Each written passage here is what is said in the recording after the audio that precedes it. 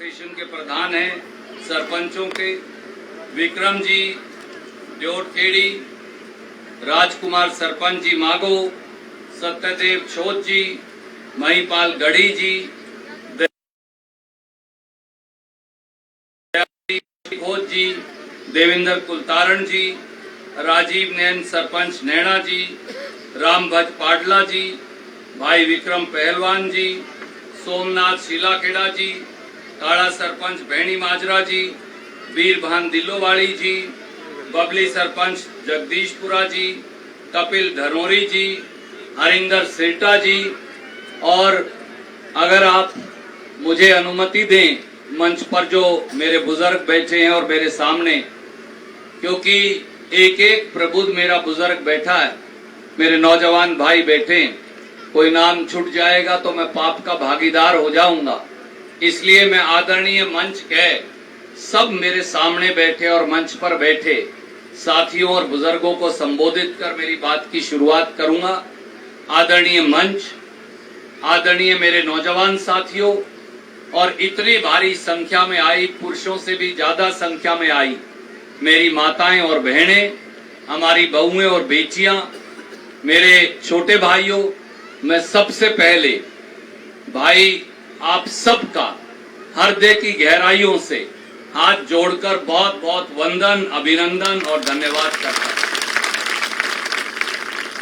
भाई करमवीर जी, आपका और सारे गांव राम का और सारे गवांडी भाई जो आए हैं उन सब का, जिस प्रकार से आपने खुले मन से, बगैर किसी शर्त के, बगैर किसी लाग लपेट के अपने अजीज, अपने साथी आदित्य सुरजेवाला का समर्थन दिया, प्यार दिया, आशीर्वाद दिया बड़े भाई के तौर पे, मैं उसके लिए भी दिल की गहराइयों से आप सबका धन्यवाद करता हूं।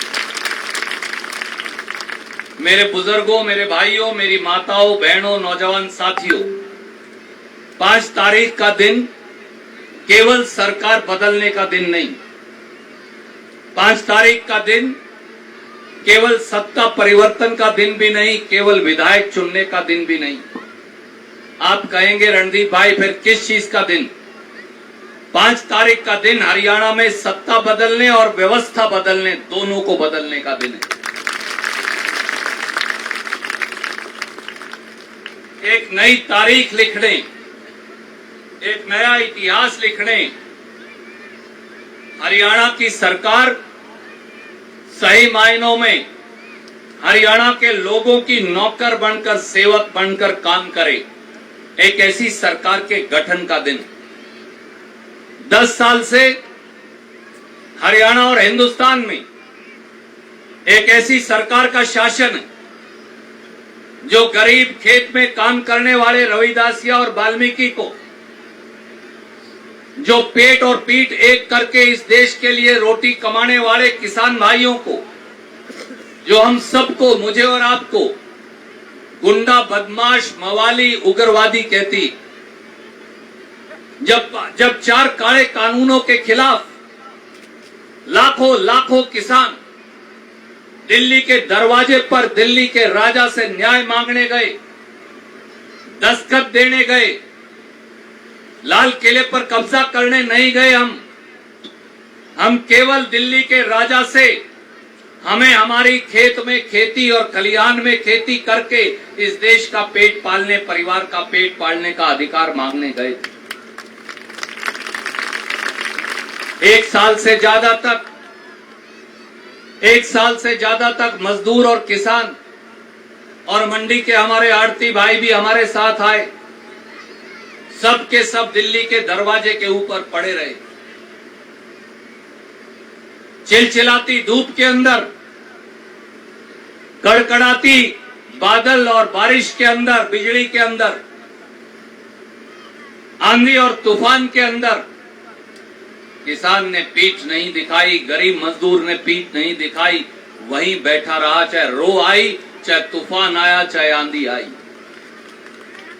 पर दिल्ली के राजा का, हरियाणा की गद्दी पर बैठे 2 राजाओं की, उनकी आंख नहीं खुली, उनका मन नहीं पसीजा। 700 किसान और मजदूर शहीद हो गए। 700 शहीदों ने दिल्ली के दरवाजे पर किसान और किसानी को बचाने के लिए अपनी जान की कुर्बानी दे दी। हरियाणा और पंजाब के 20,000 गांव में से हर 5वें या 6ठे गांव के अंदर हर रोज एक ना एक शहीद की लाश वापिस आती थी। एक ना एक बहन का सिंदूर उजड़ जाता था। एक ना एक बच्चे के सर से बाप का साया उठ जाता था। पर नरेंद्र मोदी, मनोहर लाल खट्टर, दुष्यंत चौटाला, नायब सैनी, लीलाराम, इनका मन नहीं पसीजा। हमारे और एमएलए और एमपी की इतनी हिम्मत नहीं हुई कि इस्तीफा देके घर बैठ जाते, या इतनी हिम्मत नहीं हुई कि दिल्ली और हरियाणा के राजा को यह कह सके कि आपको मजदूर और किसान की बात सुननी पड़ेगी। आखिर में 1.25 साल के बाद हमारे यूपी के भाइयों का भला हो, उनके खेड़े बसे। यूपी का चुनाव आ गया और नरेंद्र मोदी को लगा चाचा कि वो पक्का चुनाव हारने वाला, और उन किसानों और मजदूरों से डर के यूपी की हार को सामने खड़ा देखकर काले कानून तो वापस ले लिए, पर एक वादा और कर दिया कि एमएसपी की कानूनी गारंटी लेकर आएंगे।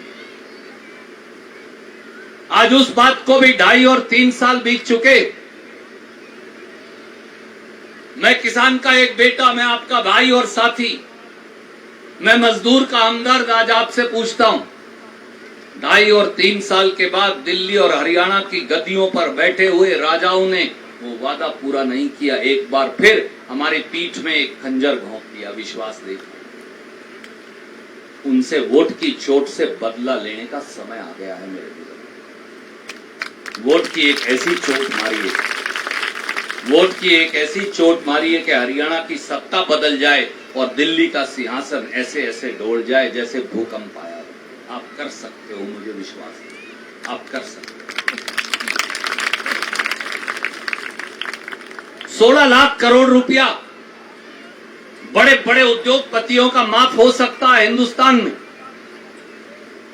तो गरीब रविदासिया, वाल्मीकि और किसान का 2.5 लाख करोड़ कर्ज माफ क्यों नहीं हो सकता? ये सवाल किसान और किसान का एक बेटा, गरीब का एक हमदर्द बार बार पूछता रहेगा जब तक दिल्ली की आंख नहीं खुलेगी। जब किसान न्याय मांगने जाता है, जब हमारे पड़ोस में शाहबाद और कुरुक्षेत्र का किसान आलू के भाव मांगता, तो बीजेपी की यही सरकार उसको लिटाकर सड़क पे, जीटी रोड पे लाठियों से पीटती।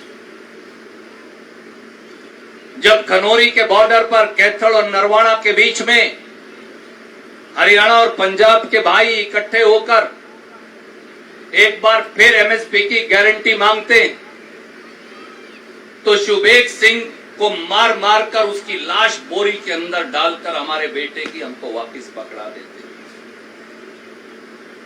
आज हरियाणा की सत्ता पर वो लोग बैठे हैं, आज दिल्ली की सत्ता पर वो लोग बैठे हैं जिनका हाथ हमारे खून से सने हुए हैं, हमारे काका ताऊओं के, हमारे भाइयों के वोट की चोट से जवाब देने का समय आ गया।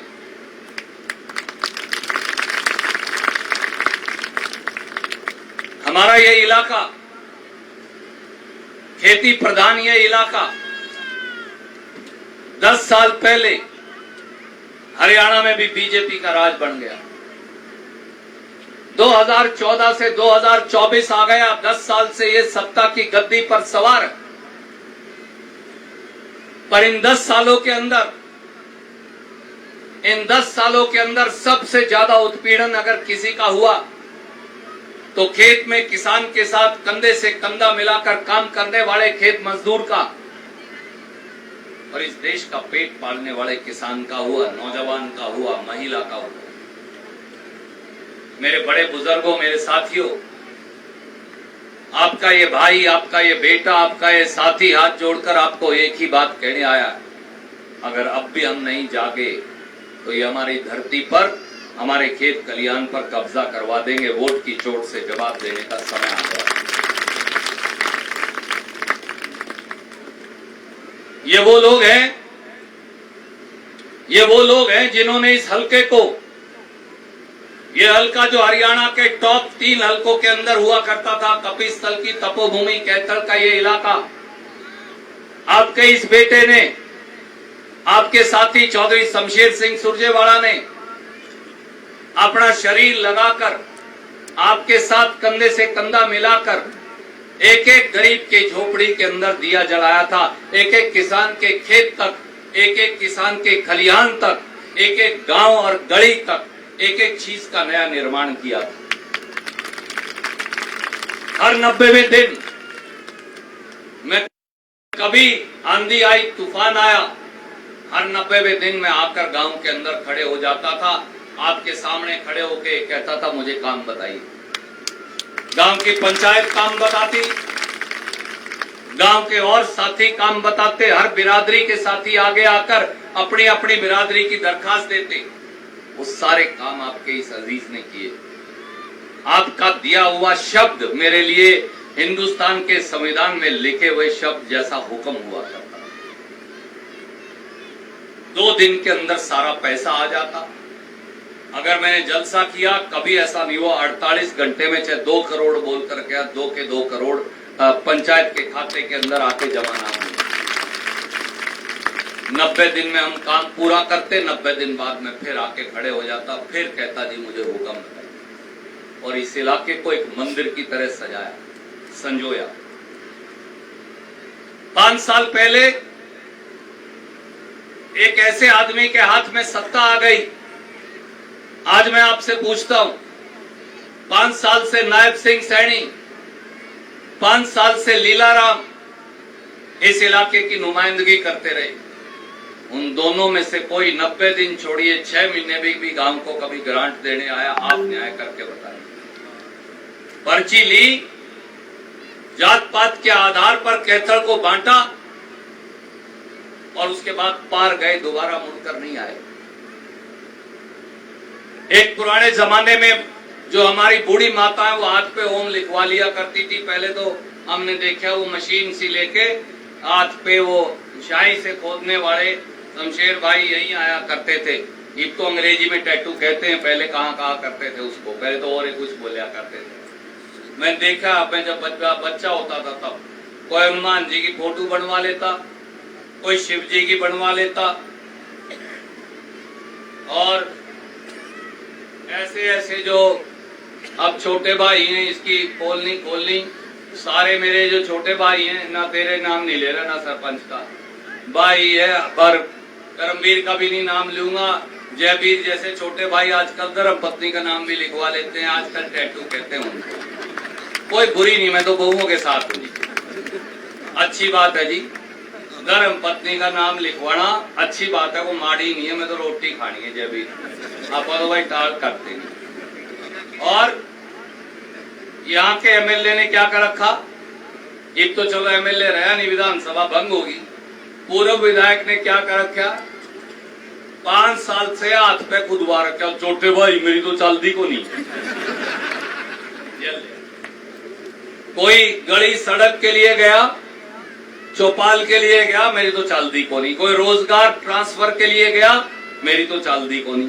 कोई कॉलेज स्कूल पॉलिटेक्निक के लिए गया, मेरी तो चलती को नहीं। जब सरपंचों को कुटवाना हो फिर चाल है, जब आंगनवाड़ी वर्कर कुटवानी हो मेरी बहनें तब चाल है उनकी, जब नौजवानों को रोजगार मांगतों को कुटवाना हो फिर उनकी चाल है, जब कर्मचारियों को कुटवाना हो फिर चाल है, जब ये डेरे वाले प्रेमियों को कुटवाना हो तब उनकी चाल है, जब बाबा रामपाल के अनुयायियों को कुटवाना हो फिर उनकी चाल है।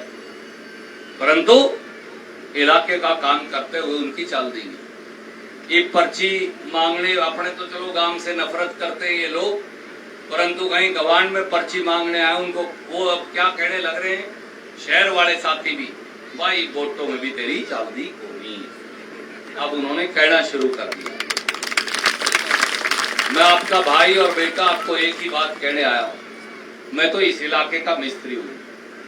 क्यों? मैंने रोडे का काम आवे, सड़क का आवे, लकड़ी का आवे, लोहे का आवे, कॉलेज बनाना आवे, चौपाट बनाना आवे, और अपना पॉलीटेक्निक हो गया, ITI होगी, स्टेडियम हो गया, बिजली घर हो गया, वाटर वर्क्स हो गया, ये काम आपका भाई जाने।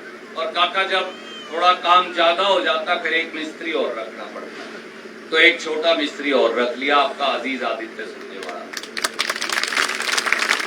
तो मैं आपसे हाथ जोड़ के एक ही बात कहने आया हूं, नया नौजवान है, नया काम करने की उसके अंदर उमंग है, इलाके की सेवा करना, इलाके को दोबारा से बनाने और सजाने की उमंग है। आपका ये बेटा, आपका भाई तो आपके लिए, आपका जर खरीद गुलाम है, मैं तो हमेशा के लिए उपलब्ध हुई, जब तक खून का एक कतरा भी मेरी रगों के अंदर दौड़ता मैं अपने इलाके की सेवा के लिए उपलब्ध हूं। सारे भाई मिलके, करमवीर भाई, सारे भाई मिलके इलाके की सेवा करेंगे, किसी के उलाहने में नहीं आएंगे, किसी के साथ गलत काम नहीं होने देंगे, ना गलत काम खुद करेंगे, ना किसी के साथ पार्टीबाजी करेंगे, ना इसलिए ना मेरा तेरा करेंगे कि ना भाई इसने तो ये करा था, उसने वो करा था, नहीं। मैं आपसे एक ही बात कहने आया हूं और मुझे पता आप ये करने वाले हो। मानस गांव से और गवान से और इस हल्के से इतनी वोट देकर आपके अजीज आदित्य सुरजेवाला को चुनकर भेज दीजिए कि हरियाणा में जीत का एक नया रिकॉर्ड बन जाए, हरियाणा की सत्ता आपकी जोड़ी पर लाकर मैं खड़ी कर दूं। बहुत बहुत शुक्रिया, जय हिंद, राम राम। भाई करमवीर आपका, गाम राम का, सारे गवांडी भाइयों का एक बार फिर बहुत बहुत धन्यवाद। जय हिंद।